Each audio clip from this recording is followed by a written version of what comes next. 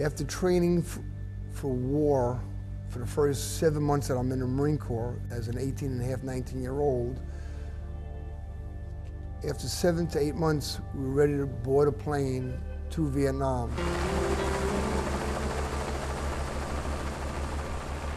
We were in formation, and a Marine Corps captain gets in front of us, 100 Marines, and all of us are only 18 and 19 years old. We're all rookies to the Marine Corps, we're all rookies to war. And this Marine Corps captain tells us, within 1 year from now, that 1/3 of us out of 100 are going to be dead. 1/3 of us, of you Marines out there, are going to be basket cases, meaning that you're going to lose limbs. And only 1/3 of you 100 Marines standing in front of me will be able to be standing in front of me in 1 year from now. This picture here is that statistic. I'm in the middle, the fellow to my right, his name is Stan Pettit. He was shot at 18-and-a-half years old, killed. The fellow to my left, unfortunately, I remember, but I don't remember his name. He had his legs blown off. And I'm the 1/3 that made it back. So at a very young age, at 20, 21, 22 years old, I realized how fortunate I am, and I realized that if I don't give back from my heart to this country, why did God save me?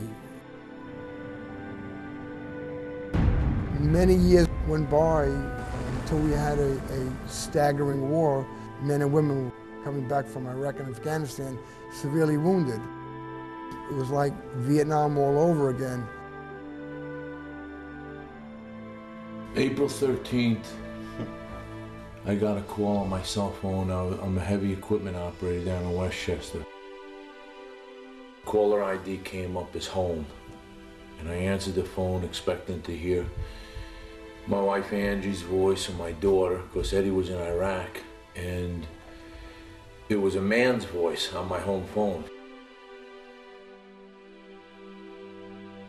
And that's when he said, "Sir, I'm a United States Marine, and I need you to come home immediately. Your son's been critically wounded in Iraq.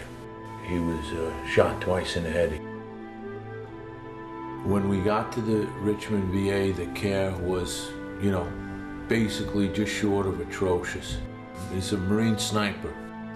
He was solid, 200 pounds ripped.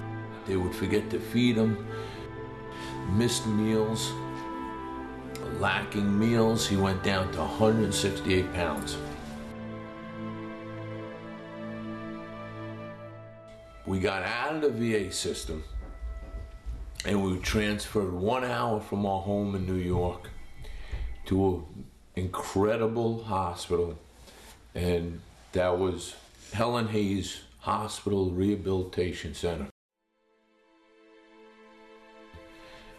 I went up to Eddie one day, I'll never forget it. I held him by the head, I put my hands behind his head, and I told him, the VA wants to put you in another rehab place after Helen Hayes. He shook his head in my hands. He said no. And I said, why? And he said, I want to go home.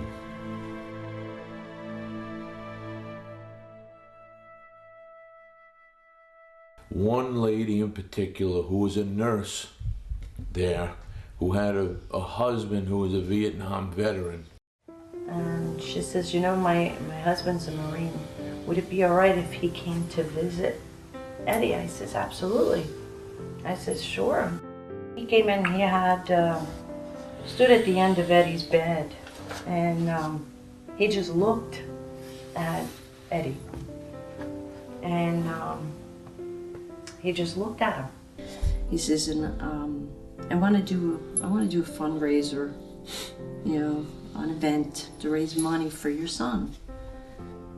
I didn't know what his plans were. I didn't know what he was going to do as far as fundraising. But as we got closer, we realized his whole heart went totally into this fundraising.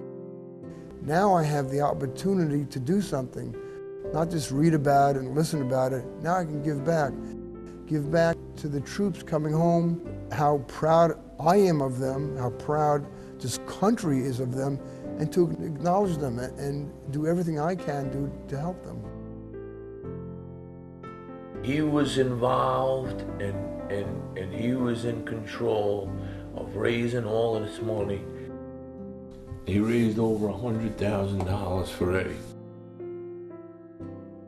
And he got Eddie home.